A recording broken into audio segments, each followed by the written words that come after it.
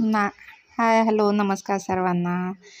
नागदिवे हे बघा, अशा प्रकारे माझ्या आईच्या इकडे नागदिव्याची पूजा करतात.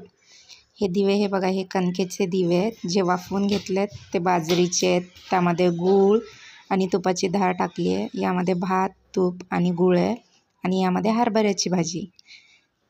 असे आम्हा तिघा भावंडाचे हे 5-5 दिवे आहेत. हे प्रज्वलित करतात नागदिव्या दिवशी. आणि त्याच्यावरती माझ्या आईने लोखंडाच्या इळ्यावरती ना तूप लावून असं काजळ धरलं आहे. असं म्हणणं आहे की जुन्या लोकांचं की काजळ या दिवशी काजळ धरून लावल्याने नवी दृष्टी येते. त्यामुळे जे नागदिव्या दिवशी दिवे प्रज्वलित करतात ना, त्याचं काजळ धरून ते डोळ्यांमध्ये घालतात.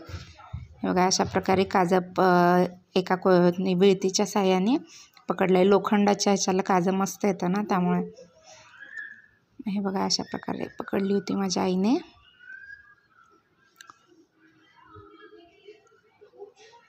काजळ खूप छान येतं याला. हे बघा, विळ्याला किती काजळ जमा झाले, किती काजळी जमा झाली आहे. मस्त असं काजळ तयार झालं आहे आपलं. तुम्हाला आणखीन पाहिजे असेल तर अशा प्रकारे आणखीन दिव्यावरती विळती पकडा. हे बघा, अशा प्रकारे काजळ तयार झाले आणि आम्ही डोळ्यात